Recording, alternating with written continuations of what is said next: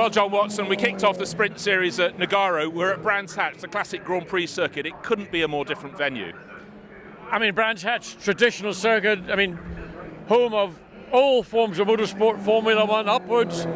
And we've got Blancpain Sprint Series here this weekend. Great racetrack, a track that everybody in the pit lane, I'm talking about drivers, really enjoy because it's a challenge. Challenge to the driver, a challenge to the engineers, and it's got the ups and downs of what I would call almost a traditional road track. This is as close to an old-style road circuit you'll get anywhere in the world. Great venue. Talking to the drivers yesterday, the ones who haven't been here before, they just came back from their walk around the circuit, and that Grand Prix loop, once you've gone left out of Surtees, has a certain magic. Westfield, Dingledale, they're fantastic corners, but they all came back saying the walls are very close. I'm delighted that they are. I mean, I think sometimes driver discipline on track is very poor. Drivers use the wide open spaces of more contemporary racetracks to cover up their poor driving or mistakes. And I think what Brands Hatch does is get drivers to focus much more on their responsibility as a race driver, and consequently they become better drivers. But I mean, we talk about going out in the Grand Prix loop. The first challenge they've got is into Paddock Hill Bend, and if you've never been in Brands before, and you look from the top of Paddock Hill Bend down to the bottom of the compression, it's like looking off the north face of the Eiger. It's almost a vertical drop. Television tends to flatten that out. It is still a massive, challenging corner. Now, talking of flattening things out, we have the balance of performance that puts the performances very close together. What we saw in Nogaro, of course, the honours went to BMW, Audi right on their tail, but Bentley came right through from the back. They had the problems at the first corner in the qualifying race. We saw Rob Bell up to third place in McLaren. Many mates in the mix. Who's going to come out top at Brands Hatch? It's very difficult to say right now because you can go through all the usual suspects. Normally, you start at WRT Audi and you work your way through the field.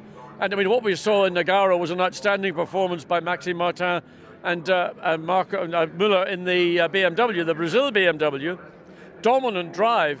Now, those two guys are not in that car this weekend, so you're going to have to start really looking at WRT. But, you know, Brands Hatch, Bentley, the emotion, okay, it's not Bentley as in the Endurance Series, it's HRT Bentley. So it's still Bentley, and I would love to see one of those two cars coming through and challenging for victory. I think the fans here would be delighted to see that. I'm sure they would. A lot of British interest in the race. We have James Nash in one of the WRT Audis. We've got Craig Dolby in the Nissan. Let's talk a bit about the Nissan. Qualified very well at Nogaro. Got caught out in that first corner incident in the qualifying race. Didn't really show its full hand, but the speed is definitely there, certainly with Craig on board. Well, I think, in fact, Sean Walkinshaw as well did a very good job. For example, a week or later in Monza in the Blancpain Endurance Series, Sean was very quick in that car, in fact. So that's a car that has got all the potential, but it's all going to be based on where you qualify. If you find yourself in the sort of 4th, 5th, 6th rows of the grid, the front 3 rows are going away, and you're going to be battling cars ahead of you, alongside you and behind you.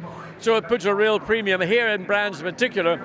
Although it is a great racetrack, it is not always the most easy circuit to overtake a competitive car, and of course with the balance of performance evening out the overall performance of all the manufacturers, therefore overtaking is even more challenging. You've got to think about it hard here at Brands Hatch. There are places to do it, but you've got to be committed and you've got to believe in yourself and your car. Thank goodness we have a grid full of drivers who do just that. But one thought, John, it's grey this morning, but we're due sunshine for the race. A little shower of rain partway through always helps though. Well, a little bit of a mix and a match, you know.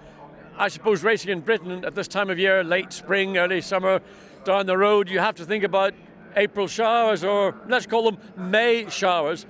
So it's quite possible at any point in the day, and of course you get little localized rainstorms, particularly Brands Hatch with that little bit of elevation. It's slightly higher than the surrounding countryside. I mean, right now we're catching the prevailing winds. Not strong enough to blow a dog off a chain yet, but you know, it could have a bearing both in qualifying, but principally whether a little localized rain shower comes through. So you've got to be on your toes all the time to ensure you don't get caught out. And I think one of the best things is the fact we're standing here and neither of us really knows who's going to win this race. You could pick 5 or 6 names and still miss the winner. Right, I think you're right, yes. I mean, the only thing I can guarantee is a raving certainty that there's a bar over there serving coffee and bacon butties, and I think my name's on both of those. Oh, well, I'll just have a coffee. Thanks, John.